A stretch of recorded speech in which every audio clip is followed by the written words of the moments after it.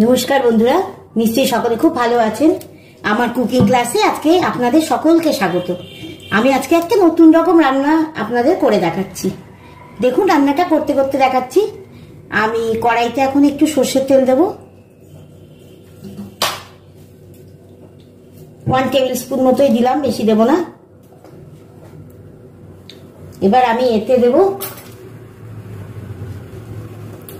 একটু শুকনো লঙ্কা, একটা তেজপাতা,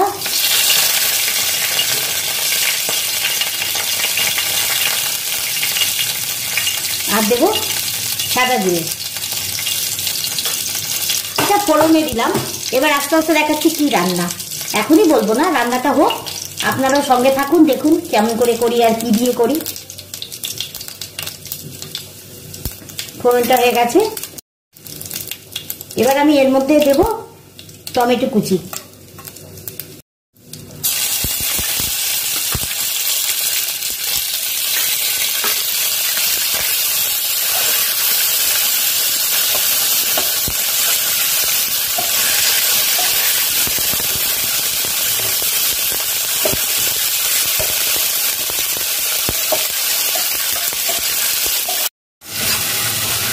টমেটোটা ভালো হয়ে গেছে। এবার আমি এর মধ্যে দেবো আদা বাটা, এই 1/2 টিস্পুন মতো আদা বাটা দিলাম। এই আদা বাটাটাকেও ভালো করে কষিয়ে নেবো একবার টমেটোর সঙ্গে।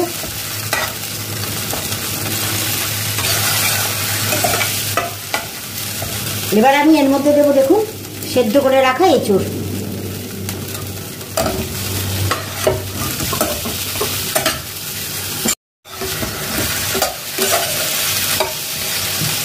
এঁচোড়টাও কষে গেছে। এবার আমি এর মধ্যে মশলা দিয়ে দেবো। এখানে আমি দেবো অল্প একটু হলুদ গুঁড়ো, সামান্য একটু লঙ্কার গুঁড়ো, আর একটু জিরে গুঁড়ো। আর কোনো মশলাই এখানে পড়বে না। নুনটা আমি একটু পরে দেবো।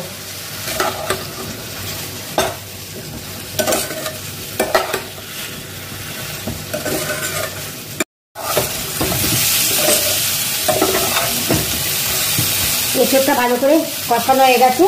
এবার আমি এর মধ্যে দেবো অল্প সেদ্ধ করে রাখা ছোলার ডাল। মানে ছোলার ডালটা পুরো সেদ্ধ হয়েছে, কিন্তু দেখুন একটু গোটা গোটা আছে, একদম গলে গেলে ভালো হবে না।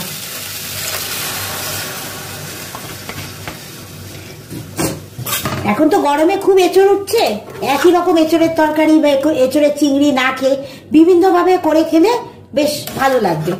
আগে আপনাদের সঙ্গে এঁচোড়ের মুইঠা শেয়ার করলাম। এই এঁচোড়গুলো আমাকে আমার বোন দিয়েছে, ওর বাড়িতে হয়েছে, অনেকগুলো এঁচোড়ই আমাকে দিয়েছে। তা অতগুলো এঁচোড় তো আমি একই রকম রান্না করে খেলে তো বোর হয়ে যাব, তাই এক একদিন এক এক রকম করে রান্না করে খাচ্ছি। দেখুন, এর মধ্যে সামান্য আমি একটু জল দিয়ে দেবো। এটা একটু মাখা মাখাই হয়, বেশি ঝোল হবে না। আর এবার আমি নুন দিয়ে দেবো।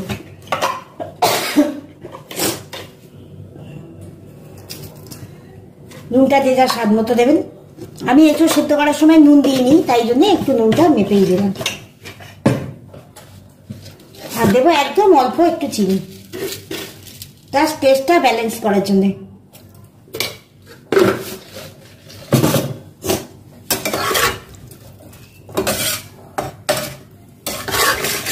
এইরকম করে এঁচোড় আপনারা কে কে খেয়েছেন অবশ্যই জানাবেন, খুব টেস্টি হয়।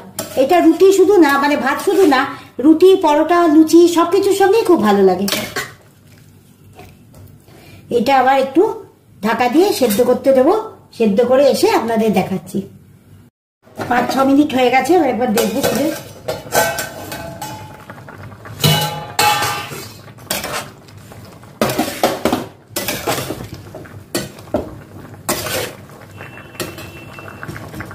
প্রায় হয়ে গেছে, আর একটু জলটা শুকোবে। এবার আমি এর মধ্যে দিয়ে দেবো গরম মশলা নয়, এটা আমি বাড়িতে বানিয়েছি ভাজা মশলা। জিরে, ধনে, মৌরি, একটু তেজপাতা, গরম মশলা, মানে ছোট এলাচ, দারচিনি, আর হচ্ছে শুকনো লঙ্কা। শুকনো লঙ্কা অল্প দিয়েছি।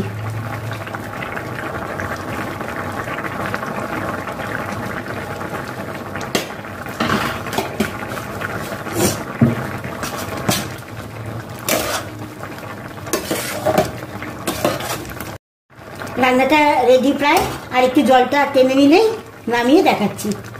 এই রান্নাটা বাড়িতে একবার অবশ্যই করে খাবেন, দেখবেন ভালো লাগবে। এটা শুধু ভাত নয়, রুটি, পরোটা, বললামই আগে, লুচি, সবার সঙ্গেই খুব ভালো লাগবে।